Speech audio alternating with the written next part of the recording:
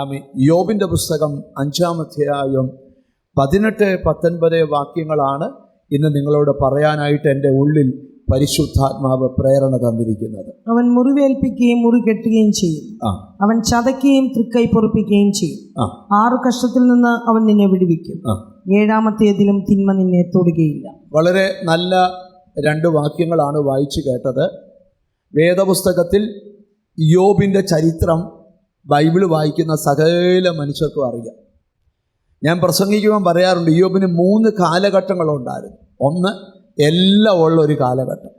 2, എല്ലാം നഷ്ടപ്പെട്ടു പോയൊരു കാലഘട്ടം. 3, സകലതും ഇരട്ടിയായി തിരിച്ചു കിട്ടിയ ഒരു കാലഘട്ടം. യോബിൻ്റെ പുസ്തകം പഠിക്കുമ്പോൾ നമുക്ക് ലഭിക്കുന്ന ഏറ്റവും വലിയ പ്രേരണ എന്താണെന്ന് ചോദിച്ചാൽ, എല്ലാമുള്ള കാലത്തിൽ നിന്ന് ഒന്നുമില്ലാത്ത കാലത്തിലേക്ക് നമ്മൾ വഴുതി വീണാലും എല്ലാം തിരികെ കെട്ടുന്നൊരു കാലത്തിലേക്ക് എത്തിക്കാൻ നമ്മുടെ ദൈവത്തിന് ശക്തിയുണ്ടെന്നൊരു പാഠം യോബിൻ്റെ പുസ്തകം ആകമാനം ഒന്ന് പഠിച്ചാൽ നമുക്ക് പഠിക്കാൻ കഴിയും. യോബിന് നേരിട്ട പ്രതിസന്ധി, യോബ് പാപം ചെയ്തിട്ടല്ല പ്രതിസന്ധി ഉണ്ടായത്. യോബിന് അയലോക്കത്തെ വീട്ടുകാർ ആഭിചാരം ചെയ്തിട്ടുണ്ടായ പ്രശ്നമല്ല. യോബിനുണ്ടായ പ്രശ്നം എന്താണെന്ന് ബൈബിളിൽ നമ്മൾ പഠിക്കുമ്പോൾ, ഏറ്റവും വലിയ അസൂയ മനുഷ്യർക്കല്ല, പിശാചിനാണ്. കാരണം പിശാച് ദൈവത്തിൻ്റെ അടുക്കൽ ചെന്ന് ചോദിക്കുന്നുണ്ട്, നീ ഇവൻ്റെ കൈയുടെ പ്രവൃത്തിയെ അനുഗ്രഹിച്ച് ഇവന് വേലി കെട്ടി ഇവനെ നീ കാത്തുകൊണ്ടിരിക്കുക, ഇവനെ എൻ്റെ കയ്യിലോട്ടൊന്ന് താ. സ്തോത്രം. ഞാൻ കുറച്ച് ദിവസം കൊണ്ട് നിനക്ക് ശക്തിയില്ലെന്ന് ഇവനെ കൊണ്ട് ഞാൻ പറയിപ്പിച്ചു തരാം. സ്തോത്രം.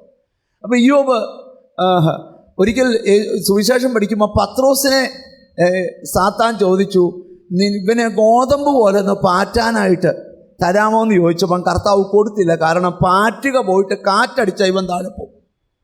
അതുകൊണ്ട് യോഹമേ പത്രോസിനെ കൊടുത്തില്ല. പക്ഷെ സാത്താൻ ചോദിച്ചപ്പോൾ യോബിനെ കൊടുത്തു. എന്ന് പറഞ്ഞാൽ ഈ ഓരോരുത്തർക്ക് കുറിച്ച് ദൈവത്തിനുള്ള ഉറപ്പുണ്ട്. ചില ആൾക്കാർ ഓരോരുത്തരെയോ ഇവനെ വിട്ടിട്ട് ഒരു കാര്യവുമില്ല, കാര്യം ഇവനെ ചുക്കിനും കൊള്ളത്തില്ല, ഒന്നിനും കൊള്ളത്തില്ല. സ്തോത്രം. ഹല്ലേലൂയ. അത് പറയുന്ന വേറെ പദം, അത് നിങ്ങൾ പറഞ്ഞു. അവനെ ചുക്കിനും കൊള്ളത്തില്ല, ഒന്നിനും കൊള്ളത്തില്ല. എന്നാൽ ചിലർ പറയും ഒരു വിഷയത്തിന് വിട്ട് അവനെ കൊള്ളാം, പോയത് പരിഹരിച്ചു വരാൻ മിടുക്കനാണ്. ചിലർ പരിഹരിക്കാൻ വിട്ട് ആ വീട്ടിൽ ബോംബ് ഇട്ടിട്ടേ പോരത്തുള്ളൂ. അങ്ങനെയല്ല, നിങ്ങൾ എന്നെ ശ്രദ്ധിച്ച് കേൾക്കണം. അപ്പം യോബിൻ്റെ ജീവിതത്തിൽ വലിയ പ്രതിസന്ധി ഉണ്ടായി. പ്രതിസന്ധി ഉണ്ടായപ്പം നിങ്ങൾക്കറിയാം, ഈ നമുക്ക് പൈസ ആരോഗ്യമൊക്കെ ഉണ്ടെങ്കിൽ അല്ലേ നമ്മുടെ ഭാര്യയെ പോലും നമ്മുടെ കൂടെ നിൽക്കത്തുള്ളൂ. അത് സഹോദരന്മാരൊക്കെ സൂക്ഷിച്ച് കണ്ട് വേണം ജീവിക്കാനായിട്ട്. ഇപ്പം നിങ്ങൾ നല്ല അടിപൊളിയായിട്ടൊക്കെ നിൽക്കുന്നത് കൊണ്ടാണ്, സഹോദരിമാരോടും പറയുക, നിങ്ങൾ നല്ല അടിപൊളിയായിട്ടൊക്കെ നിൽക്കുന്നുണ്ടാണ് ഇവരെ. നിങ്ങൾ എന്നെ ശ്രദ്ധിക്കും, ഞാൻ ഈ വാക്യം നിങ്ങളുടെ മനസ്സിൽ കൊണ്ടുവരിക. യോബിൻ്റെ ഭാര്യ പോലും പറഞ്ഞു, എൻ്റെ പൊന്നച്ചായ ഈ ഭക്തി എന്തോ ഇല്ല, നമുക്കിനി യോഗത്തിനൊന്നും പോകണ്ട, നമുക്ക് ഇതൊക്കെ ത്യജിച്ചേച്ച് സ്തോത്രം പോയി നമുക്ക് ചാകാം. ഉടനെ എന്നാ മോളെ നീ ബുദ്ധി പറഞ്ഞല്ലോടി, നിന്നോട് ദൈവം ആ സംസാരിച്ചതൊന്നും പറഞ്ഞില്ല. എടി പൊട്ടിപ്പെണ്ണെ മാറിയിരിക്കെ, നിനക്കിതിനെ മർമ്മം അറിയത്തില്ല. നന്മ തന്നപ്പോഴും നമ്മൾ അനുഭവിച്ച്, തിന്മ തരുമ്പോഴും നമ്മൾ അനുഭവിക്കണം. ഇനി നിങ്ങൾ ശ്രദ്ധിക്കണേ, എനിക്ക് ഏറ്റവും ഈ വേദപുസ്തകത്തിൽ ഈ വാക്യം എന്നെ വായിപ്പിക്കാൻ പ്രേരിപ്പിച്ച ഘടകം, യോബിന് വലിയ പ്രശ്നമുണ്ടായി. പ്രശ്നം ഉണ്ടായപ്പോഴൊന്നും യോബ് പരാതി പറഞ്ഞില്ല. ഈ നമ്മുടെ ഏറ്റവും വലിയൊരു പ്രശ്നം എന്താണെന്നറിയോ, നമുക്ക് വലിയ പ്രശ്നമൊന്നും ഇല്ലെങ്കിൽ എല്ലാം അങ്ങ് പരാതിയാണ്. ചിലർ പ്രാർത്ഥിക്കാനിരിക്കുമ്പോഴേ ദൈവം എഴുന്നേറ്റ് പോകും, കാരണം പരാതി പുസ്തകം തുറക്കാൻ പോവാണ്. സ്തോത്രം. ഹല്ലേലൂയ. എന്നാൽ ദൈവം എന്തെല്ലാം ഉപകാരം ചെയ്തിട്ടുണ്ട് അതൊന്നും ഓർത്തൊരു സ്തോത്രം ചെയ്യത്തില്ലേ. കർത്താവ് ഞങ്ങൾക്ക് നല്ല വണ്ടി തന്നുകൊണ്ട് സ്തോത്രം, വീട് തന്നുകൊണ്ട് സ്തോത്രം, പിള്ളേരെ തന്നുകൊണ്ട് സ്തോത്രം, ഇവിടെ വരാൻ കൃപ തന്നുകൊണ്ട് സ്തോത്രം, അപകടം വരാതിരുന്നതുകൊണ്ട് സ്തോത്രം, നമുക്ക് രോഗം ഇല്ലാത്തതിനായി സ്തോത്രം, രോഗം ഉണ്ടെങ്കിലും ജീവിക്കുന്നതിനായി സ്തോത്രം. കണ്ടോ, അങ്ങനെ സ്തോത്രം പറയാൻ ഇരുന്നാൽ 4.5 മണിക്കൂർ സ്തോത്രം പറയാൻ വകയുണ്ട്. നമ്മൾ അതിനിടയ്ക്ക് ചുമ്മാ ഒരു പല്ലുവേദനയെ പിടിച്ചുകൊണ്ടിരിക്കുക, ചുമ്മാ വീടിന് പണി പൂർത്തിയായില്ലെന്ന് പറഞ്ഞ് കരഞ്ഞുകൊണ്ടിരിക്കുക. നിങ്ങൾ ശ്രദ്ധിച്ച് കേൾക്കണം. അങ്ങനെയല്ല, ദൈവം ചെയ്തതിനെല്ലാം നന്ദി പറയണം. ഇവിടെ ഇരിക്കുന്നവരുടെ ദൈവത്തിന് നന്ദി പറഞ്ഞാൽ ഇന്ന് പ്രസംഗം നടക്കുകയല്ല. അതുപോലെ സ്തോത്രം പറയാനുള്ള വകയുണ്ട്. ദാവീദ്, യഹോവ എനിക്ക് ചെയ്ത സകല ഉപകാരങ്ങൾക്കും ഞാൻ അവന് രക്ഷയുടെ പാനപാത്രം എന്നെ നോക്കിയിരിക്കണം. എനിക്ക് കണ്ണി നോക്കിയേ പറയാൻ അറിയത്തുള്ളൂ. ഈ ദൂത് വെളിപ്പെടുന്നുണ്ടോയെന്ന് നിങ്ങളുടെ കണ്ണി നോക്കുമ്പോഴേ അറിയാൻ പറ്റത്തുള്ളൂ. അതുകൊണ്ട് എന്നെ നോക്കിയിരിക്കണം. ഇവിടെ ഇരിക്കുന്നവരെ കൺപീര് ചലിച്ചാൽ എനിക്കറിയാം. നിങ്ങൾ എന്നെ ശ്രദ്ധിച്ചിരിക്കണം. അപ്പോൾ ഇച്ചിരിയുടെ ഗഹനമായിട്ട് നമുക്കൊന്ന് ധ്യാനിക്കാം. നിങ്ങൾ ശ്രദ്ധിക്കുക, യോബിന് വലിയ പ്രതിസന്ധി ഉണ്ടായി. അപ്പോൾ നിങ്ങൾക്കറിയാമോ, യോബിനെ കാണാൻ യോബിൻ്റെ 3 കൂട്ടുകാർ വന്നു. യോബിൻ്റെ 3, ഞാൻ ഈ ഭാഗം വായിച്ചപ്പോൾ ഓർത്ത്, കർത്താവ്, ഇങ്ങനെ ഒരു കൂട്ടുകാരൻ പോലും എനിക്കില്ല. യോബിന് എത്ര കൂട്ടുകാരുണ്ട്? 3 കൂട്ടുകാർ. ഹല്ലേലൂയ. പക്ഷെ അത്രയും സത്യം ഞാൻ പറയാം, അത്രയും ഒരു കൂട്ടുകാരൻ പോലും എനിക്കില്ല. ഈ 3 കൂട്ടുകാർ യോബിന് സംഭവിച്ച അനർത്ഥത്തെക്കുറിച്ച് കേട്ടു. നിങ്ങൾ ഒന്ന് വായിച്ചില്ലെങ്കിൽ ഞാൻ പറഞ്ഞു കേൾപ്പിക്കാം. 2-ാം അധ്യായത്തിന്റെ 11-ാമത്തെ വാക്യം.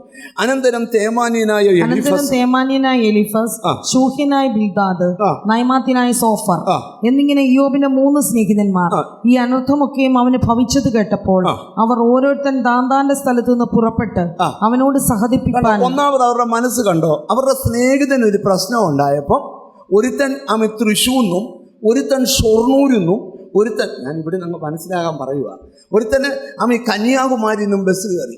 ഞാനൊരു ചോദ്യം ചോദിക്കുക, നമ്മുടെ കൂട്ടത്തിലൊരുത്തൊരു പ്രശ്നം ഉണ്ടായാൽ നമ്മൾ അവൻ അല്ലേലും അത് വരുമെന്ന് എനിക്കറിയാം, അവൻ്റെ കയ്യിരിപ്പ് ശരിയല്ല, അത് വരണോടാ, ഇതൊക്കെ ദൈവത്തിൻ്റെ ന്യായവിധിയാ, കോടാലിയാന്നൊക്കെ പറയുന്ന ആൾക്കാരാണ് നമ്മുടെ കൂട്ടുകാർ. നിങ്ങൾ ശ്രദ്ധിക്കുക, യോബിൻ്റെ കൂട്ടുകാർ നോക്കണം. ഒരുത്തൻ കന്യാകുമാരിയിൽ നിന്നും കയറി, ഒരുത്തൻ തൃശ്ശൂരിൽ നിന്നും കയറി, ഒരുത്തൻ പാലക്കാട്ടിൽ നിന്നും കയറി. എന്നിട്ട് നിങ്ങൾ ശ്രദ്ധിച്ചെന്ന് കേട്ടെ, ദൈവത്തിന് സ്തോത്രം. അവരെന്തിനാ വന്നെന്നറിയാമോ? അവനോട് സഹതപിപ്പാനും അവനെ ആശ്വസിപ്പിക്കാനും പോകണമെന്ന് തമ്മിൽ പറഞ്ഞു. അവർ വാട്സാപ്പിൽ മെസ്സേജ് അയച്ചു, എടാ അയ്യോ വലിയ കഷ്ടത്തിലാണ്, ഞാൻ ഇന്ന് കന്യാകുമാരി എക്സ്പ്രസ്സെ കയറും, നീ ഇന്ന് നേത്രാവതിയെ കയറിക്കോണം. സ്തോത്രം. മറ്റേ പുള്ളിക്കാരൻ പറഞ്ഞു, വേറൊരു ട്രെയിനിൻ്റെ പേരൂടെ പറ, എനിക്ക് കിട്ടുന്നില്ല. വേണാട്. നിങ്ങൾ ശ്രദ്ധിക്കണം, ഈ ട്രെയിനിൽ ഞാൻ അധികം യാത്ര ചെയ്യാത്ത ആളായതുകൊണ്ടാണ്. അപ്പം വേണാട് ഞാൻ കയറുവാന്ന് പറഞ്ഞു. അപ്പോൾ എല്ലാവരും കൂടെ വന്ന് തിരുവല്ല റെയിൽവേ സ്റ്റേഷനിൽ ഇറങ്ങി. നിങ്ങൾക്കൊന്ന് മനസ്സിലാക്കാനാണ് ഇങ്ങനെ പറയുന്നത്. എന്നിട്ട് ഇവർ പറയുകയാണ്, യോബിനെ കാണാനായിട്ട് വരിക. നിങ്ങൾ ശ്രദ്ധിക്കണം, അവർ അകലെ വെച്ച് നോക്കിയാറേ. അവർ എലൈറ്റ് കയറി എല്ലാവരും നല്ലതായിട്ട് കഴിക്കുകയൊക്കെ ചെയ്തിട്ട്, സ്തോത്രം, ഈ തിരുവല്ലയിലായോണ്ട എലൈറ്റിൻ്റെ പേര് പറഞ്ഞു. അപ്പം നേരെ കഴിക്കുകയൊക്കെ ചെയ്തിട്ട് യോബിനെ കാണാൻ വരിക. ഇനി നിങ്ങൾ ശ്രദ്ധിച്ച് കേൾക്കണേ. അവർ അകലെ വെച്ച് നോക്കിയാൽ അവനെ തിരിച്ചറിഞ്ഞില്ല. ദൂരെ നിന്ന് നോക്കിയപ്പം അവനെ തിരിച്ചറിഞ്ഞില്ല. ഒരാൾ ഇരിക്കുന്ന കാണാം, പക്ഷെ നമ്മൾ പണ്ട് കണ്ട പോലല്ല, ഫേസ്ബുക്കിലെ കഴിഞ്ഞ വർഷത്തെ ഫോട്ടോ അല്ല, മനസ്സിലാകാത്തൊരു ഫോട്ടോ. അവർ ഉറക്കെ കരഞ്ഞു. ഇവരിത് കണ്ടേ ചെന്നിയെന്നറിയോ? ഉറക്കെ കരഞ്ഞു. ഉടനെ അവർ തമ്മിൽ, എടാ ഞങ്ങൾ കണ്ടു കേട്ടോ, കരമാ, ഗുണപ്പെടാത്തതിൻ്റെ എന്നൊന്നും പറഞ്ഞില്ല. അവരുടനെ വസ്ത്രം കീറി കരച്ചില് ഓടിപ്പോയല്ലേ. അവരെന്തോ ചെയ്തെന്നാ എഴുതിയേക്കുന്നത്? ഉറക്കെ കരഞ്ഞു. കരഞ്ഞു. വസ്ത്രം കീറി പൊടിവാരി മേലോട്ട് തലയിൽ വിതറി. അവന്റെ വ്യസനം അതികഠിനമെന്ന് കണ്ടിട്ട് അവർ ആരും ഒരു വാക്കും മിണ്ടാതെ അന്നേരം വരെ മിണ്ടിയവർ മിണ്ടൽ നിർത്തി 7 രാപ്പകൽ അവനോടുകൂടെ നിലത്തിരുന്നു. നിങ്ങൾ എന്നെ നോക്കിയ, നിങ്ങൾക്ക് ഇങ്ങനെ ഒരു പ്രശ്നം വന്നാൽ 7 ദിവസം വേണ്ട, ഒരു ദിവസം വന്നിരിക്കുന്ന ഒരു കൂട്ടുകാരനുണ്ടോ? എനിക്കില്ല. ഉണ്ടോ? സത്യം പറ, ഉണ്ടോ ബ്രദറെ ഉണ്ടോ? ഒരു അസുഖം വന്നാൽ നമുക്ക് വന്ന് നമ്മുടെ കൂടെ 7 ദിവസം വന്നിരിക്കുന്ന ഒരു കൂട്ടുകാരനുണ്ടോ? എനിക്കില്ല. ഞാൻ അന്നേരം ആരെങ്കിലുമൊക്കെ ബ്രദറെ നമ്മളെ ഒന്ന് സഹായിക്കണമെന്നൊക്കെ പറഞ്ഞ് കാല് പിടിച്ചാൽ കൂടെ കൊണ്ടിരുത്തുന്നു. ശ്രദ്ധിച്ചൊന്ന് കേൾക്കണം. യോബിന് അത്ര നല്ല കൂട്ടുകാരാ 3 പേര്. അവന്മാർ വന്ന് ഇവൻ അനർത്ഥം കണ്ടേച്ച് പൂഴി വാരി തലവഴിയിട്ട് വസ്ത്രം കീറി. എന്നിട്ട് രാവിലെ യോബിനെ കാണാൻ വന്നപ്പം എലൈറ്റിൽ നിന്ന് 3 അപ്പവും മുട്ടക്കറിയും കൊണ്ട് കൊടുത്തു. കുറച്ചു നേരം വർത്താനം പറഞ്ഞു. ഉച്ചയ്ക്ക് എലൈറ്റ് AC ഹോമിൽ കുറുമി പോയി കിടന്ന് കൂർക്കം വലിച്ചുറങ്ങി. 4 മണിയായപ്പോൾ 4 പരിപ്പോടയും കൊണ്ട് കൊടുത്തു. രാത്രി ഒരു ബിരിയാണിയും കൊണ്ട് കൊടുത്തേച്ച് ഞങ്ങൾ 7 ദിവസം പുള്ളിയെ പോയി കണ്ടെന്ന് വരുത്തുവല്ല ചെയ്തത്. അവരാഹാരം പിടിഞ്ഞ് പൂഴിക്കകത്തിരുന്ന് തൻ്റെ സ്നേഹിതന് വന്ന അനർത്ഥത്തിന് വേണ്ടി കരയുക. തുറന്നു പറയാം, കേരളത്തിൽ ഇങ്ങനൊരു കൂട്ടുകാരൻ കാണുകയില്ല. ഉണ്ടെങ്കിൽ യോഗം കഴിഞ്ഞുള്ളവർ എനിക്കൊന്ന് വാട്സാപ്പിൽ മെസ്സേജ് അയക്കണം. സ്തോത്രം. ലൈവിൽ കാണുന്നവരൊക്കെ മെസ്സേജ് അയക്കണം, എനിക്കിങ്ങനൊരു ഫ്രണ്ടുണ്ട്, എനിക്ക് പോയി അവനെ കണ്ടൊന്ന് കൈ കൊടുക്കാൻ. നിങ്ങളൊന്ന് ശ്രദ്ധിച്ച് കേൾക്കണം. ആ കൂട്ടുകാരന്മാരെല്ലാം വന്നിവന് പോകുന്നില്ല. ഞാനൊരു ദൂത് പറയാം, അനർത്ഥം കാണാൻ വന്നവൻ അവിടുന്ന് പോയില്ല. അവൻ ഇവൻ്റെ നന്മ കണ്ടിട്ടാ പോയത്. ഞാനിവിടെ ഇരിക്കുന്ന ചിലരോട് പ്രവചിച്ചു പറയാം, അനർത്ഥം വരുമ്പോൾ ആരും കാണത്തില്ലെങ്കിലും ജീസസ്, ഈ സദൃശവാക്യത്തിലൊരു വാക്യമുണ്ട്, സ്നേഹിതൻ എക്കാലത്തും സ്നേഹിതനാ. ആപത്ത് കാലത്ത് സ്നേഹിതൻ സഹോദരനാവും. ഹല്ലേലൂയ. തപ്പിപ്പിടിക്കാ വാക്യം. ആമീൻ. ദൈവത്തിന് സ്തോത്രം. സ്നേഹിതൻ എക്കാലത്തും സ്നേഹിതനാണ്. പക്ഷേ അനർത്ഥകാലത്ത് സ്നേഹിതൻ സഹോദരനാകും. ഒരു നല്ല ഹല്ലേലൂയ പറഞ്ഞാണ്. സ്നേഹിതൻ എല്ലാ കാലത്തും സ്നേഹിക്കുന്നു. റെഫറൻസ് കൂടെ പറഞ്ഞേ. 17:17 സ്നേഹിതൻ എല്ലാ കാലത്തും സ്നേഹിക്കുന്നു. എല്ലാ കാലത്തും സ്നേഹിക്കുന്നു. അനർത്ഥകാലത്ത് അവൻ സഹോദരനായിത്തീരും. അനർത്ഥകാലത്ത് എന്ത് ചെയ്യും? സഹോദരനായിത്തീരും. അവൻ സഹോദരനായിത്തീരും. സ്നേഹിതന്റെ ഒരു പ്രത്യേകതയാണ്, അനർത്ഥം വരുമ്പോൾ അവൻ സഹോദരനായി മാറും. ഹല്ലേലൂയ. ഞാൻ ഇച്ചിരൂടെ ഗഹനമായിട്ട് ഈ ദൂതിനെ കൊണ്ടുപോകാം. അങ്ങനെ യോബിന്റെ കൂട്ടുകാരെല്ലാം വന്ന് ഇവരിയ്ക്കുന്ന നിങ്ങൾ ശ്രദ്ധിച്ച് കേൾക്കണം. AC കാറെ ഇരുന്നുകൊണ്ട് കമന്റ് പറയുമല്ല, പൂഴിക്കകത്ത് കിടക്കുക. നിങ്ങൾ ശ്രദ്ധിക്കണം. കൂട്ടുകാർ പൂഴിയിൽ കിടക്കുന്നു, യോബ് ചാരത്തിൽ കിടക്കുന്നു. നിങ്ങൾ ശ്രദ്ധിച്ചു കേൾക്കണം.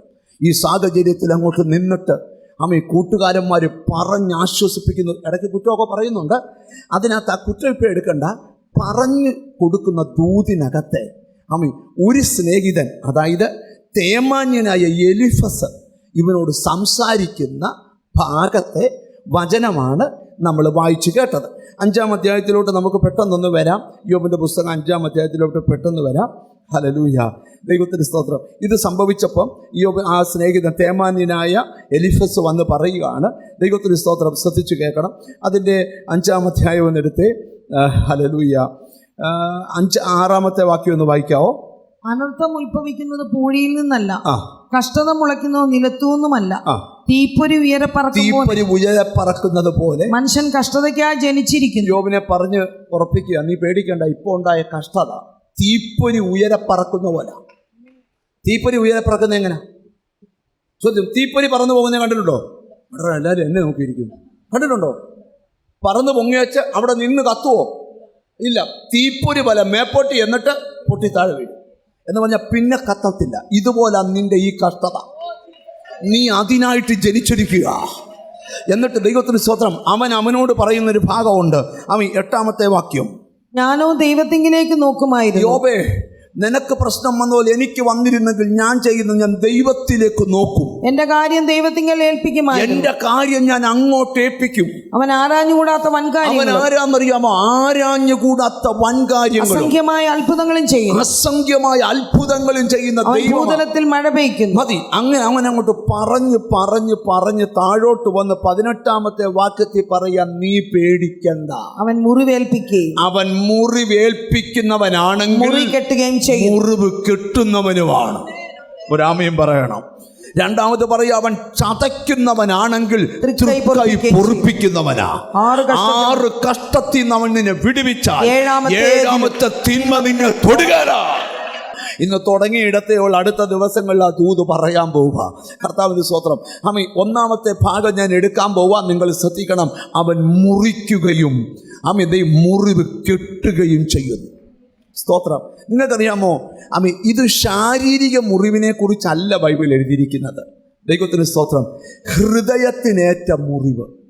ദൈവത്തിന് സ്തോത്രം. നിങ്ങൾക്കറിയാമോ, സ്തോത്രം, നമുക്കൊരു വണ്ടി ആക്സിഡൻ്റ് ഉണ്ടായി മുറിവുണ്ടായാൽ, ഒരാൾ നമ്മൾ കത്തിക്ക് കുത്തി മുറിഞ്ഞാൽ, ഒന്നി കുത്തിക്കെട്ടി മരുന്ന് വെച്ചാൽ മുറിവ് ഉണങ്ങും.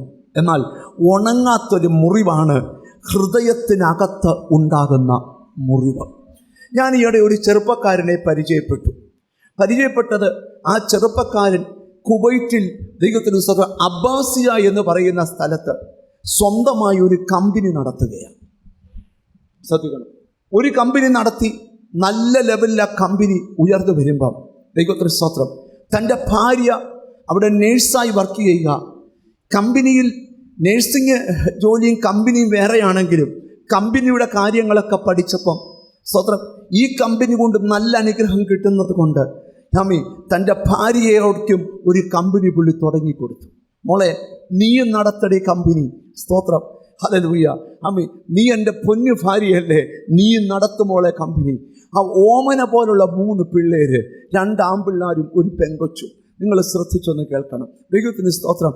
അവൻ്റെ കമ്പനി വളർന്നു, ഭാര്യയുടെ കമ്പനി അതിനെക്കാട്ടി വളർന്നു. ദൈവത്തിന് സ്തോത്രം.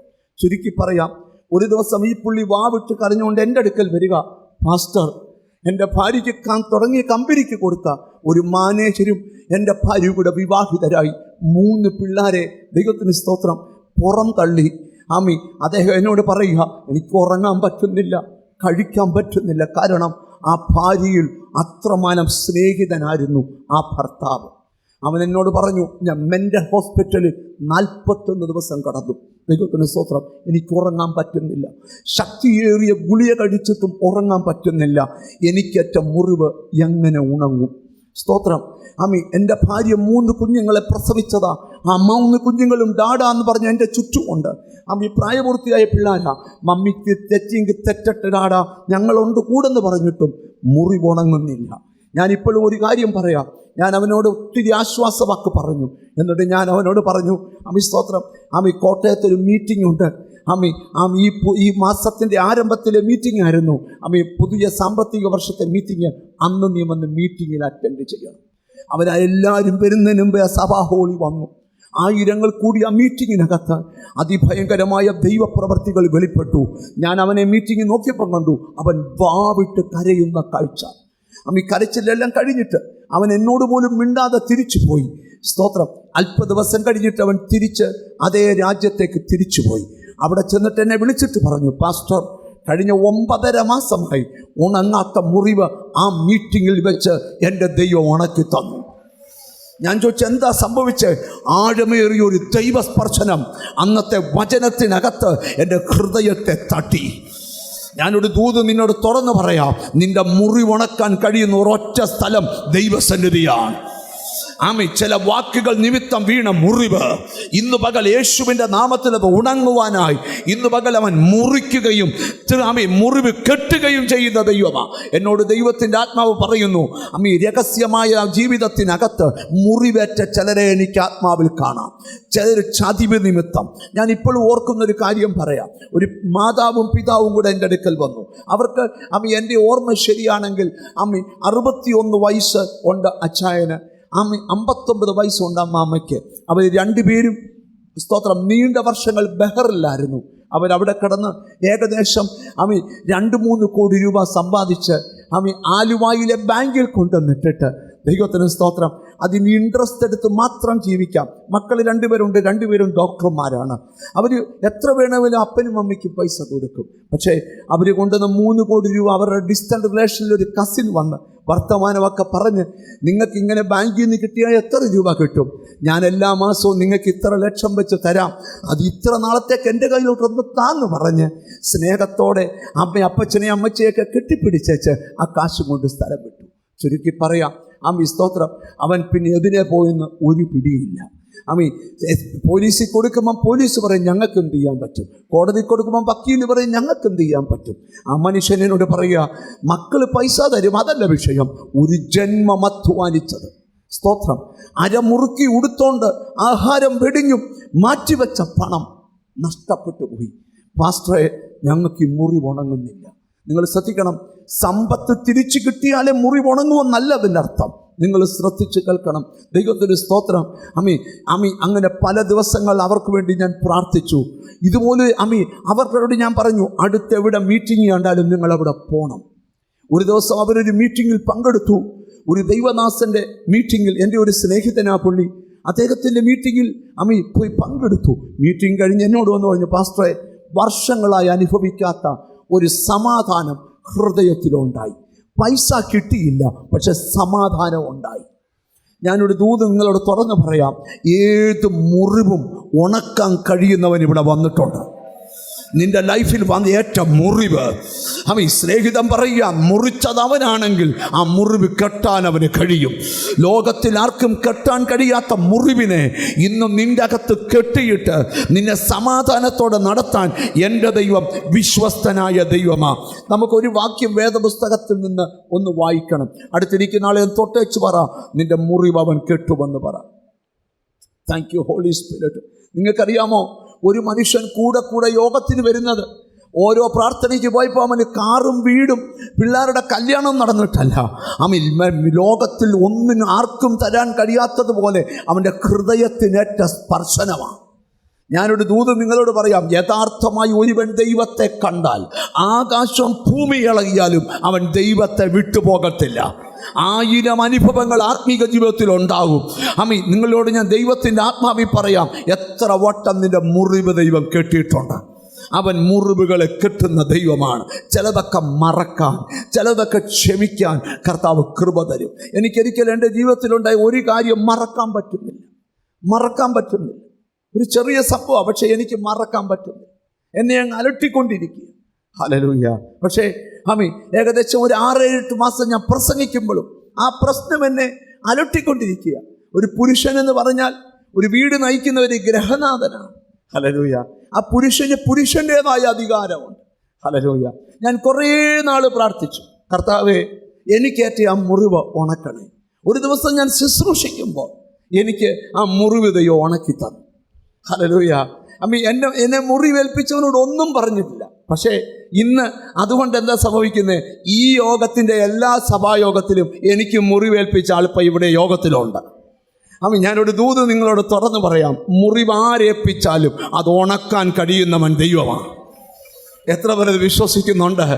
ഇന്നിവിടെ ഇരിക്കുന്ന ചിലരോട് ദൂത് പറയാം, ആരോടും തുറന്നു പറയാൻ കഴിയാതെ നിന്റെ രക്തബന്ധങ്ങൾ പലതും ഉയർന്നപ്പോഴും അർഹിക്കുന്ന പല അനുഗ്രഹങ്ങളും നിന്റെ കുടുംബത്തിൽ തടസ്സപ്പെട്ടത് നിമിത്തം നിന്റെ ഹൃദയത്തിനേറ്റ ആഴമേറിയ മുറിവ് ഇന്ന് ഗിലെയാദിലെ സുഗന്ധ തൈലം പുരട്ടി നിന്റെ മുറിവിനെ ഉണക്കുവാൻ കഴിവുള്ള യേശു.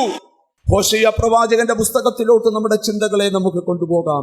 6-ാം അധ്യായത്തിന്റെ 1-ാമത്തെ വാക്യത്തിൽ ഹോശേയ പ്രവചിക്കുകയാണ്. 1-ാം വാക്യം അവസാനിക്കുന്നിടം ആദ്യം നമുക്ക് വായിക്കാം. അവൻ മുറിവ് കെട്ടുന്ന ദൈവമാണ്. അവൻ മുറിവ് കെട്ടും. അവൻ എന്ത് ചെയ്യും? മുറിവ് കെട്ടും. നമുക്ക് അതിന്റെ 1 മുതൽ ഒന്ന് വായിച്ചു തുടങ്ങാം. വരുവീൻ നാം യഹോവയുടെ അടുക്കലേക്ക് ചെല്ലുക. ഞാനൊരു കാര്യം പറയാം, മുറിക്കപ്പെട്ടവരോട് ഞാൻ ദൂത് പറയുക, ഇത് കെട്ടണമെങ്കിൽ നീ ദൈവത്തിന്റെ അടുക്കലേക്ക് വരണം. ഹല്ലേലൂയ.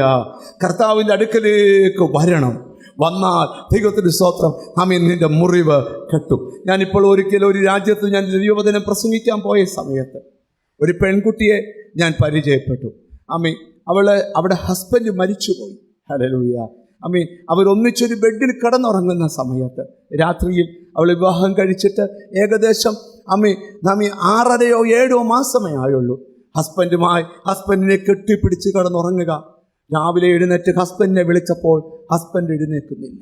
നോക്കിയപ്പോൾ രാത്രി കാർഡിയാക് അറസ്റ്റ് വന്ന് ആ മനുഷ്യൻ യൗവന പ്രായത്തിൽ അവിടെ കിടന്നുകൊണ്ട് ദൈവസന്നിധിയിൽ ചേർക്കപ്പെട്ടു. പക്ഷേ ആ പെൺകുട്ടി ഉണർന്നു കഴിഞ്ഞപ്പോൾ ഡോക്ടർമാർ കണ്ടുപിടിച്ചു രാത്രി 12:15 മരിച്ചതാണ്. രാവിലെ 7:15 വരെ ആ ശവശരീരത്തെ കെട്ടിപ്പിടിച്ചു കിടന്നു. പെൺകുട്ടി എന്നോട് പറഞ്ഞു, പാസ്റ്റർ രാത്രി ഉറങ്ങാൻ പറ്റത്തില്ല.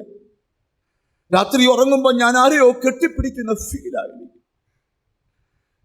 എൻ്റെ ഭയം കയറി അലട്ടി. എൻ്റെ യൗവന പ്രായത്തിൽ എനിക്കേറ്റ മുറിവ്. ഞാൻ ഒത്തിരി സൈക്കാട്രിസ്റ്റുകളുടെ അടുക്ക പോയി. പലരും ഞങ്ങൾക്ക് പല കൗൺസിലിംഗ് നടത്തി. ഒന്നും വിജയിച്ച്. അവൾ എന്നോട് പറഞ്ഞു, പാസ്റ്റർ ഞങ്ങൾ പോകുന്നൊരു കരിസ്മാറ്റിക് മീറ്റിംഗ്. ഞാൻ അവിടെ തന്നെ ഒരു ദിവസം രാത്രി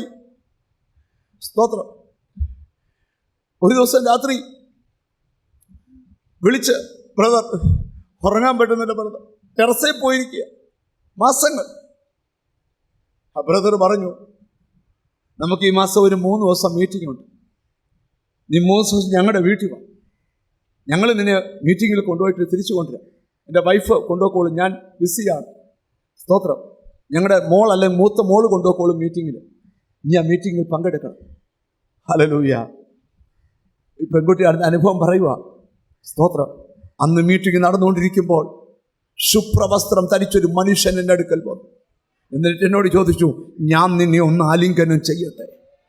ഹല്ലേലൂയ. അവൾ പറയുക, അതെൻ്റെ യേശുവായിരുന്നു. അവൾ എന്നോട്, അന്ന് എൻ്റെ ദുഃഖം മാറി. ഞാനൊരു ദൂത് നിന്നോട് പറയാം, നീ മുറിക്കപ്പെടാനൊരു കാലമുണ്ടെങ്കിൽ നിന്റെ മുറിവ് കെട്ടപ്പെടാൻ ഹോശേയ പ്രവാചകന്റെ പുസ്തകത്തിലോട്ട് നമ്മുടെ ചിന്തകളെ നമുക്ക് കൊണ്ടുപോകാം. 6-ാം അധ്യായത്തിന്റെ 1-ാമത്തെ വാക്യത്തിൽ ഹോശേയ പ്രവചിക്കുകയാണ്. 1-ാം വാക്യം അവസാനിക്കുന്നിടം ആദ്യം നമുക്ക് വായിക്കാം. അവൻ മുറിവ് കെട്ടുന്ന ദൈവമാണ്. അവൻ മുറിവ് കെട്ടും. അവൻ എന്ത് ചെയ്യും? മുറിവ് കെട്ടും. നമുക്ക് അതിന്റെ 1 മുതൽ ഒന്ന് വായിച്ചു തുടങ്ങാം. വരുവീൻ നാം യഹോവയുടെ അടുക്കലേക്ക് ചെല്ലുക. ഞാനൊരു കാര്യം പറയാം. മുറിക്കപ്പെട്ടവരോട് ഞാൻ ദൂത് പറയുക, ഇത് കെട്ടണമെങ്കിൽ നീ ദൈവത്തിന്റെ അടുക്കലേക്ക് വരണം. ഹല്ലേലൂയ. കർത്താവിന്റെ അടുക്കലേക്ക് വരണം. വന്നാൽ ദൈവത്തിന്റെ സ്തോത്രം, ആമേൻ, നിന്റെ മുറിവ് കെട്ടും. ഈ ഓഡിറ്റോറിയത്തിനകത്ത് ദൈവ സാന്നിധ്യം വ്യാപരിക്കുക. ഈ പന്തലിൽ ദൈവ സാന്നിധ്യം വ്യാപരിക്കുക. യേശുവിൻ്റെ നാമത്തിൽ അവൻ നിന്റെ ചാരെ നിപ്പുണ്ട്. അവൻ നിന്റെ അടുക്കൽ നിപ്പുണ്ട്. ഇനി നീ മുറിക്കപ്പെട്ടവനായി നീ ഒതുങ്ങിക്കൂടണ്ട. നിന്റെ മുറിവുകളെ കെട്ടുക. എവിടൊക്കെയോ കൃപ വ്യാപരിക്കുക. ചിലരുടെ മാനസിക തലത്തെ തകർത്ത പൈശാചികത്വങ്ങൾ, നിനക്ക് ചില മുറിവേൽപ്പിച്ച് നീ അനുഭവിക്കുന്ന വേദന കണ്ട് ചിരിക്കുന്ന അന്ധകാര ശക്തികളുടെ മുമ്പിൽ നിന്റെ മുറിവിനെ കെട്ടുന്ന നല്ല യേശു. നീ ഇങ്ങനെ വിഷമിച്ചിരിക്കേണ്ടവനല്ല, സങ്കടപ്പെട്ടിരിക്കേണ്ടവനല്ല. ദൈവരാജ്യത്തിൻ്റെ സന്തോഷം, പരിശുദ്ധാത്മാവിൻ്റെ സന്തോഷം, അഭിഷേകത്തിൻ്റെ നിറവ് അത് പ്രാപിക്കേണ്ടവനാ. നീ ദൈവരാജ്യം ആസ്വദിക്കേണ്ടവനാ.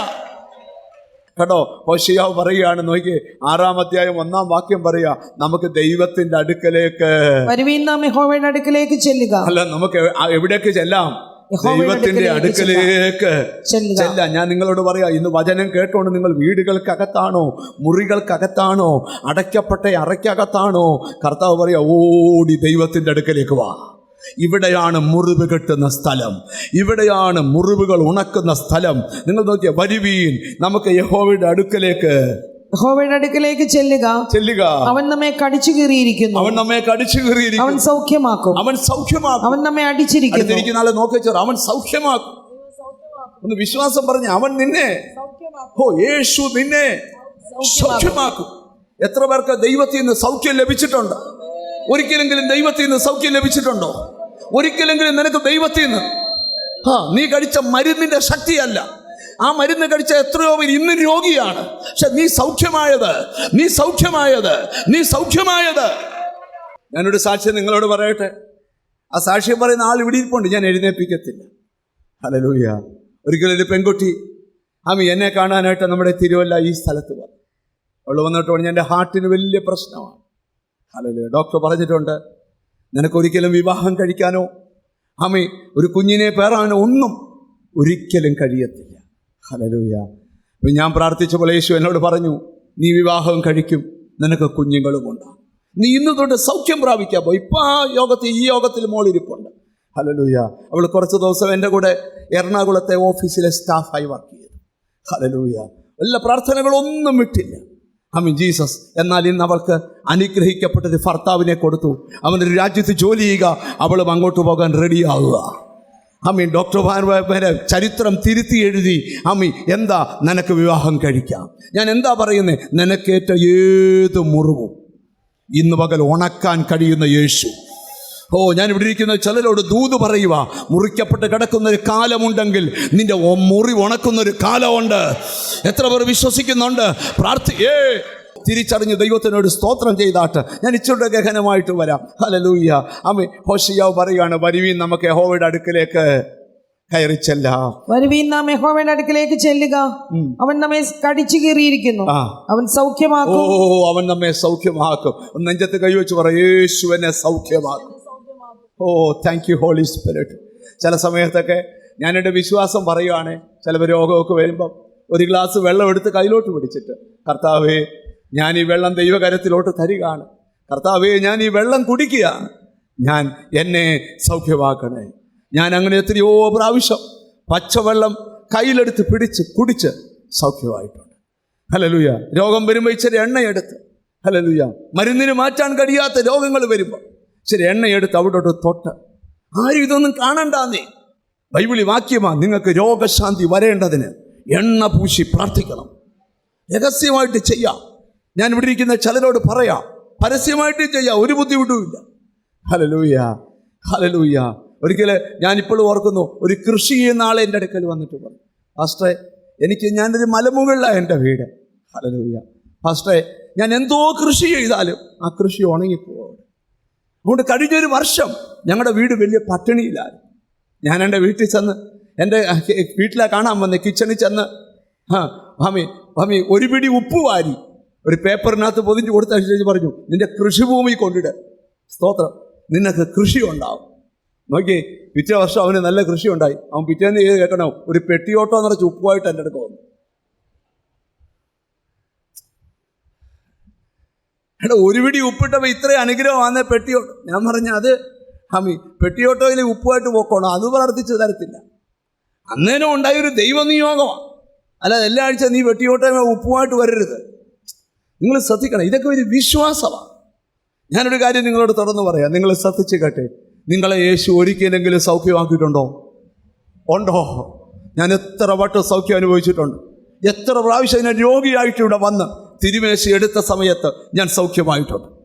ഹല്ലേലൂയ, ദൈവത്തിന് സ്തോത്രം. ഞാൻ ഇന്ന് വിട്ടിരിക്കുന്ന ചിലരോട് പ്രവചിച്ചു പറയാം, അവൻ നിന്നെ സൗഖ്യമാക്കും. മാറാത്ത ഏത് രോഗം, പ്രാർത്ഥന നിർത്തരുത്. നീ സൗഖ്യമാകും. അത് നിർത്തരുത്. മരുന്ന് കഴിച്ചിട്ട് മാറുന്നില്ല, പക്ഷെ പ്രയർ നിർത്തരുത്. നീ പ്രാർത്ഥിച്ചുകൊണ്ടേ ഇരിക്കണം. ഇന്നല്ലെങ്കിൽ നാളെ. യേശുവിൻ്റെ നാമത്തിൽ തിരിച്ചറിഞ്ഞ് ദൈവത്തിന് സ്തോത്രം ചെയ്താട്ട് അവൻ നമ്മെ സൗഖ്യമാക്കും. അവൻ നമ്മെ അടിച്ചിരിക്കുന്നു, അവൻ നമ്മെ മുറിവ് കെട്ടും. രണ്ടാം വാക്യം, രണ്ട് ദിവസം കഴിഞ്ഞിട്ട് അവൻ നമ്മെ ജീവിപ്പിക്കും. കർത്താവ് നമ്മുടെ മുറിവ് കെട്ടും. ഒരാമയും പറഞ്ഞ എന്തുവാ? മുറിവ് കെട്ടും. ഇനി ആ മുറിവോടെ നീ നടക്കണ്ട. ചില രക്തബന്ധങ്ങൾ നിന്നെ മുറിച്ചിട്ടുണ്ട്. ആ മുറിവോടെ ഞാനിപ്പോൾ ഓർക്കുക, ഒരു ഫാമിലി പ്രാർത്ഥിക്കാനായിട്ട് വന്ന സമയത്ത് ഞാനിപ്പോൾ ഓർക്കുക. ഞാൻ ഈ അനുഭവം പറയുന്നത് എന്തിനാ? അങ്ങനെ ഒരു കാര്യം നിങ്ങൾക്കുണ്ടെങ്കിൽ നിങ്ങൾ അതിനെ ഇന്ന് ജയമെടുക്കണം. 2 പെൺകുട്ടികളെയും കൊണ്ട് എൻ്റെ അടുക്കൽ വന്നു ചോദിച്ചു, പാസ്റ്ററെ മക്കളുടെ കല്യാണം നടക്കാൻ പ്രാർത്ഥിക്കണം. ഹല്ലേലൂയ. അങ്ങനെ മക്കളുടെ കല്യാണം നടക്കാൻ പ്രാർത്ഥിച്ചു. ഇവരൊന്നും എന്നോട് പറയുന്നില്ല. സ്തോത്രം. കല്യാണം കഴിഞ്ഞപ്പം അവർ വന്ന് പറഞ്ഞു, പാസ്റ്ററെ മോക്ക് ജോലി കിട്ടാൻ പ്രാർത്ഥിക്കാം. അങ്ങനെ മൂത്തവക്ക് സൗദി ജോലി കിട്ടി. മൂത്തവക്ക് ബഹറിന് ജോലി കിട്ടി. അവർ അവധിക്കുന്നവ വീണ്ടും കൊണ്ടുവന്ന് പ്രാർത്ഥിപ്പിക്കുക. പാസ്റ്ററെ സ്തോത്രം, പാസ്റ്ററെ ഇവർക്കൊരു യൂറോപ്യൻ കൺട്രി പോകാൻ പ്രാർത്ഥിക്കണം. അങ്ങനെ പ്രാർത്ഥിച്ച് അവരവിടെ പോയി.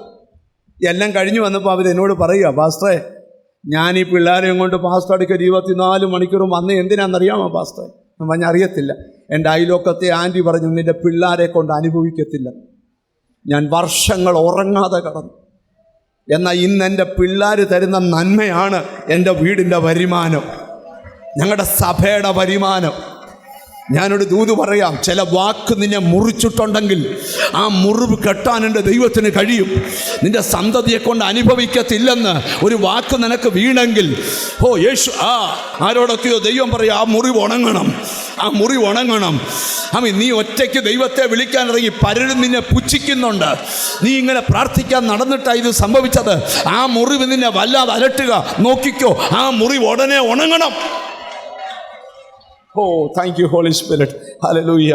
നിങ്ങൾ ശ്രദ്ധിച്ചു കേട്ടെ, 2 ദിവസം കഴിഞ്ഞിട്ട് അവൻ നമ്മെ ജീവിപ്പിക്കും. 3-ാം ദിവസം 2 ദിവസം കഴിഞ്ഞിട്ട് അവൻ നമ്മെ ജീവിപ്പിക്കും. ഞാൻ ഈ വചനം തന്നെ തരുന്ന 2 ദിവസം കഴിഞ്ഞിട്ട് അവൻ നമ്മെ ജീവിപ്പിക്കും.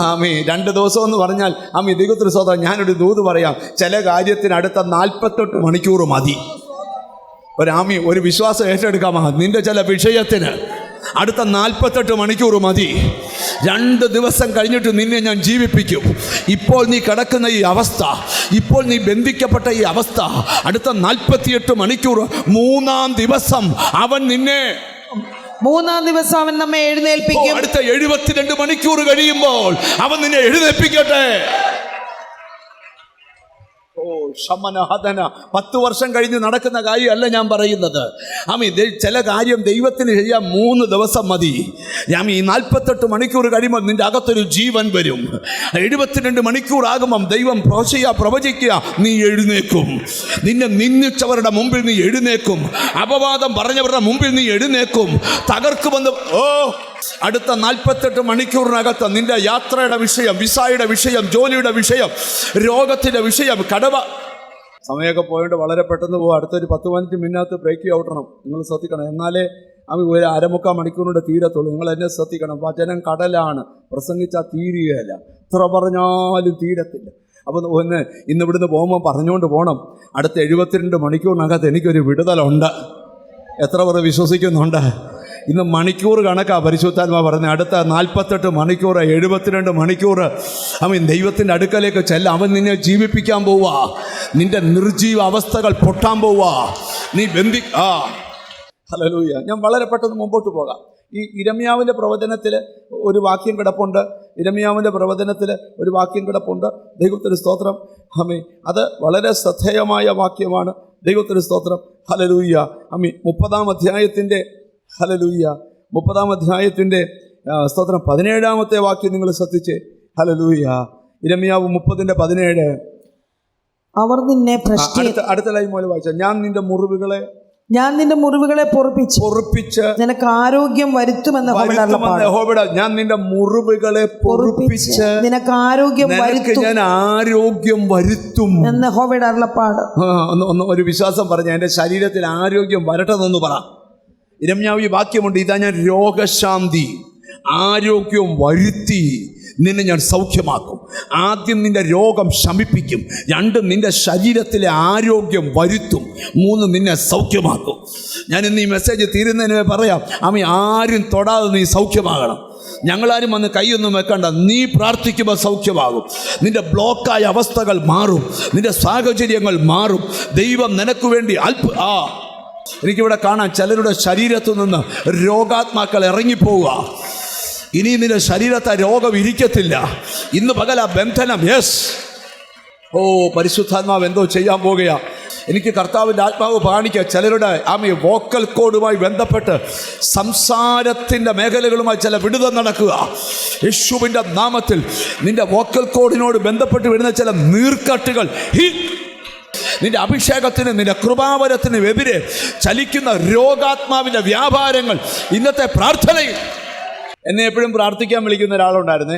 പുള്ളി പ്രാർത്ഥിക്കാൻ വിളിക്കുമ്പോൾ പെണ്ണുങ്ങൾ വർത്താനം പറയുന്ന പോലാണ്. ഞാൻ അന്നേരം പറഞ്ഞു, ആൻറ്റി എന്ന് പറഞ്ഞു. ആൻറ്റി അല്ല, അങ്കിളാണ്. ഇപ്പം എന്നും എന്നെ വിളിച്ചിങ്ങനെ വർത്താനമൊക്കെ പറയും. പിന്നെ കുറച്ചാൾ വിളിച്ചില്ല. അത് കഴിഞ്ഞ് ഒരു ദിവസം വിളിച്ചപ്പോൾ ഒരു പുരുഷൻ്റെ ഗാംഭീര്യസ്വരം, പാസ്റ്റർ പ്രൈസ് ദി ലോർഡ്. ഞാൻ പറഞ്ഞു, ഇത് ആൻറ്റിയുടെ നമ്പറാണല്ലോ, ഇത് അങ്കിളിൻ്റെ നമ്പറാണല്ലോ. അന്നേരം പറഞ്ഞു, പാസ്റ്ററെ ഞാൻ സൗഖ്യമായി. എന്നാ ഞാൻ സൗഖ്യമായി? ഇപ്പൊ എൻ്റെ ഒറിജിനൽ ശബ്ദമാണ്. അപ്പം ഞാൻ പുള്ളിക്കാരന് എൻ്റെ പണ്ട് പുള്ളിക്കാരൻ അയച്ച സ്ത്രീകളുടെ ശബ്ദത്തിലുള്ള 3-4 വോയിസ് തിരിച്ചിട്ടു. പുള്ളി അതേ വോയിസ് പുരുഷന്റെ ശബ്ദത്തിൽ എനിക്ക് തിരിച്ചിട്ടു. ഞാൻ ചോദിച്ചു, എപ്പോൾ സംഭവിച്ചു? ഒരു ദിവസം രാത്രി യേശു എന്നെ വന്ന് തൊട്ടു. രാവിലെ എഴുന്നേറ്റപ്പോൾ എൻ്റെ ഭാര്യയെ പേര് വിളിക്കുക. ഭാര്യ ഞെട്ടിപ്പോയി. അന്നേരം വരെ ഏത് ബന്ധു വീട്ടിൽ പോലും മിണ്ടത്തില്ല. കാര്യം വർത്താനം പറഞ്ഞാൽ പെണ്ണ് പറയുന്നുള്ളിരിക്കും. കണ്ടോ, സൗഖ്യമായി. ഞാൻ നിങ്ങളോടൊരു കാര്യം പറയാം. നിങ്ങൾ നോക്കിയേ, ദൈവത്തിന് ഒരു രോഗശാന്തിക്കാരനെ നിന്റെ അടുക്ക വിടണ്ട. നീ ഇരിക്കുന്നിടത്ത് സൗഖ്യമാക്കാൻ കഴിവുള്ളവൻ. പക്ഷേ ചിലരുടെ വിടുതൽ ചിലരാൽ മാത്രമേ നടക്കൂ. സാരാപത്തിലെ വിധവയുടെ വീടിൻ്റെ ഗതികേട് പൊട്ടണ ഒരു ഏരിയാവ് അവിടെ ചെന്നേ പറ്റൂ. വേറെ ആര് എന്നാലും പറ്റുകയില്ല. നിന്റെ വിടുതലിന് ആര് പ്രാർത്ഥിക്കണമെന്ന് ദൈവം തീരുമാനിച്ചേക്കുക. ഒരു സൗലിൻ്റെ കണ്ണിൻ്റെ അന്ധത പൊളിഞ്ഞ് താഴെ വീഴണമെങ്കിൽ ഒരു അനന്യാസ കൈവെക്കണം, വെച്ചാലേ നടക്കൂ. അതിനാ നിന്നെ ദൈവം ഇവിടെ 1000 സഭയുണ്ടായിട്ട് നിന്നെ ഇവിടെ കൊണ്ടുവന്ന് എന്തിനാ? നിനക്ക് ഇവിടെ വെച്ചൊരു വിടുതലാണ്. യേശുവിൻ്റെ നാമത്തിൽ എന്തോ ഹോളി നിന്നെ ഇവിടെ കൊണ്ടിരുത്തുന്നത് പരിശുദ്ധാത്മാവാ.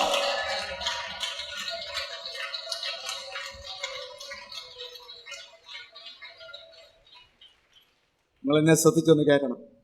എനിക്കെന്തോ ഈ കഴിഞ്ഞ ദിവസം മുതൽ ഭയങ്കര ബോധ്യം പരിശുദ്ധാത്മാവ് തരുക. ഞാൻ എത്രയോ നാൾ പ്രസംഗിക്കുന്ന ആളാണ്, പക്ഷെ എനിക്ക് ഭയങ്കര ബോധ്യം കർത്താവ് തരുക. ഈ നോഹയുടെ പെട്ടകം ഇരുന്ന സ്ഥലത്തോട്ട് പെട്ടകം വെള്ളം തേടി പോവുമല്ലായിരുന്നു, പെട്ടകത്തെ തേടി വെള്ളം വരുമായിരുന്നു. മനസ്സിലായോ? രാത്രി മുഴുവൻ മീനെ പിടിച്ചിട്ട് ഒരു കുഞ്ഞു മീനെ കിട്ടാത്ത പത്രോസിൻ്റെ പടകിൽ യേശു കയറി പ്രസംഗിച്ചപ്പോൾ ആഴക്കടലിൽ കിടന്ന മീനുകളെ തടുത്തുകൂട്ടി പത്രോസ് ഇരുന്ന സ്ഥലത്ത് അവൻ്റെ വലയ്ക്കകത്ത് കയറാൻ പാകമായി കൊണ്ടു നിർത്തി. എന്നെ ഈ ഒരു വീക്ക് മുഴുവൻ ഞായറാഴ്ച എനിക്ക് ഈ ഒരു ദൂത് കിട്ടിയപ്പോൾ മുതൽ എനിക്ക് എന്തോ ഒരു ഫീൽ ഹോളി സ്പിരിറ്റ് തരുവാ. നോക്കിക്കോ, നീ അങ്ങോട്ട് തേടി പോകണ്ട, നീ ഇരിക്കുന്ന സ്ഥലത്തേക്ക് നിന്നെ തേടി എന്തോ. അബ്രഹാമിന് യാഗത്തിനൊരാട് വേണം. ആടിനെ വിൽക്കുന്ന സ്ഥലം തപ്പിപ്പോയില്ല. അബ്രഹാം യാഗത്തിനിരിക്കുന്ന സ്ഥലത്തിൻ്റെ തൊട്ടു മുമ്പിൽ ഒരാടിനെ തമ്പുരാൻ കുരുക്കിയിട്ടിരിക്കുക. നിനക്കുള്ളത് നിന്റെ അടുക്കൽ നിൽപ്പുണ്ട്. ഹാഗർ എവിടെ ഇരുന്ന് കരഞ്ഞോ, കരഞ്ഞ സ്ഥലത്ത് അവർക്ക് ഒരു ഉറവ. അവള് വീട്ടിൽ നിന്ന് ഇറങ്ങുന്നതിന് മുമ്പേ നീ വിശ്വസിക്കണം, ചിലതൊക്കെ നിന്നെ തേടി വരും.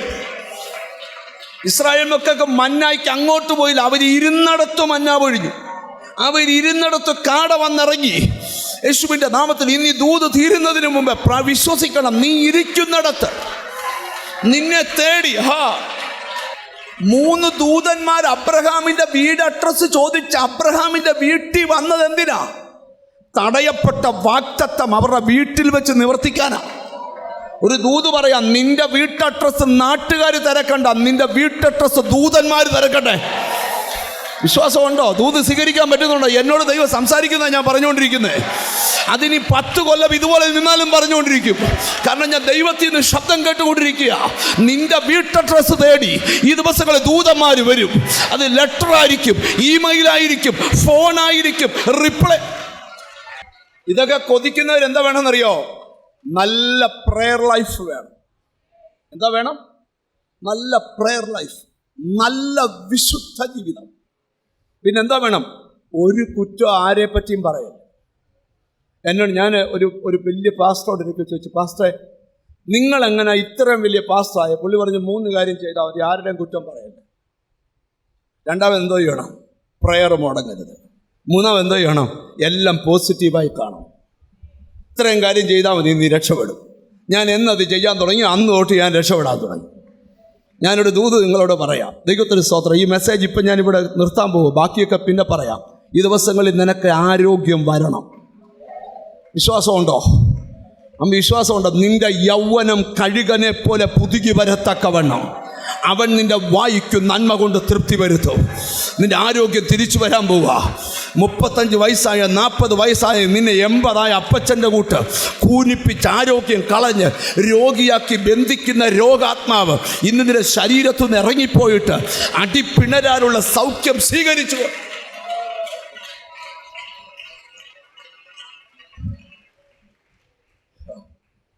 മുറി കെട്ടുന്നത് എങ്ങനെയാണെന്നൊക്കെ എനിക്ക് പറയാനുണ്ട്, അതിപ്പോൾ പറയുന്നില്ല. ഒരു മനുഷ്യനെ വസ്ത്രം അഴിച്ചു മാറ്റി അർത്ഥപ്രാണനായി കള്ളന്മാർ വഴിയിലിട്ടേച്ചു പോയി. അവിടുത്തെ ഒരു നല്ല ശമരിയാക്കാരുടെ വേഷത്തിൽ ഒരാൾ വരിക. എന്തിനാണെന്നറിയോ? നിന്റെ മുറിവ് ഉണക്കാനുള്ള എണ്ണ അവൻ്റെ കയ്യിലുണ്ട്. തളർന്ന നിന്നെ സ്ട്രെങ്തൻ ചെയ്യേണ്ട വീഞ്ഞ് അവൻ്റെ കയ്യിലുണ്ട്. ഞാൻ ഇന്ന് ഇവിടെ ഇരിക്കുന്ന ചിലരോട് പറയാം, നിന്റെ മുറിവിൽ നിന്ന് എണ്ണയുടെ പകർച്ച നടക്കണം. 91 സങ്കീർത്തനം നിന്റെ തലയിൽ പുതിയ എണ്ണ തേപ്പിക്കുമെന്ന, നിന്റെ മുറിവിൽ പുതിയ എണ്ണ പകരട്ടെ.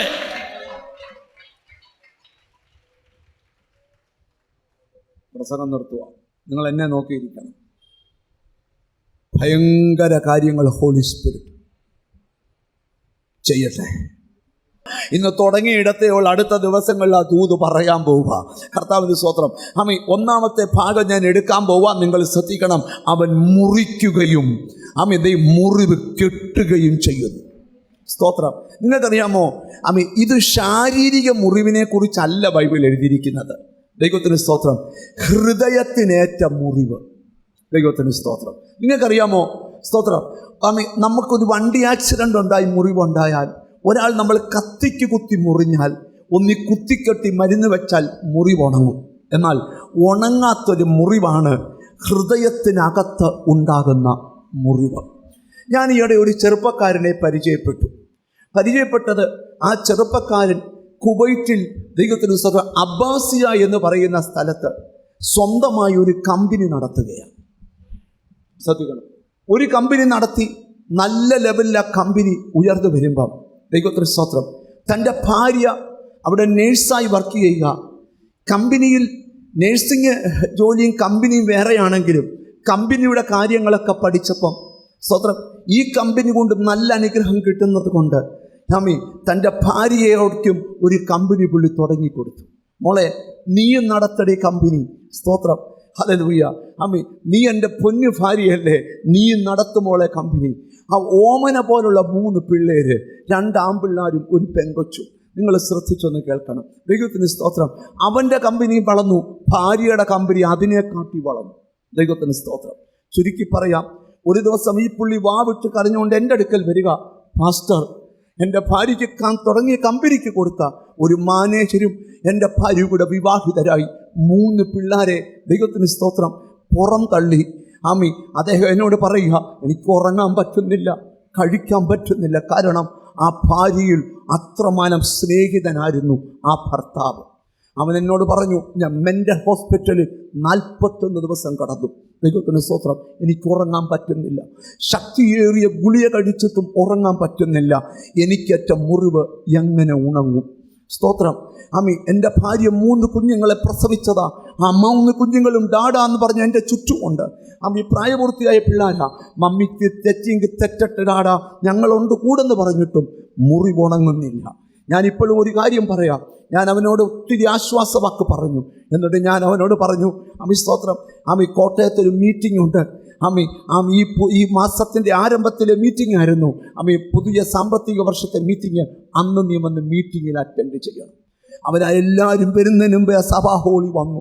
1000 കൂടി ആ മീറ്റിങ്ങിനകത്ത് അതിഭയങ്കരമായ ദൈവപ്രവർത്തികൾ വെളിപ്പെട്ടു. ഞാൻ അവനെ മീറ്റിംഗ് നോക്കിയപ്പോൾ കണ്ടു, അവൻ വാവിട്ട് കരയുന്ന കാഴ്ച. കരച്ചിലെല്ലാം കഴിഞ്ഞിട്ട് അവൻ എന്നോട് പോലും മിണ്ടാതെ തിരിച്ചു പോയി. സ്തോത്രം. അല്പ ദിവസം കഴിഞ്ഞിട്ട് അവൻ തിരിച്ച് അതേ രാജ്യത്തേക്ക് തിരിച്ചുപോയി.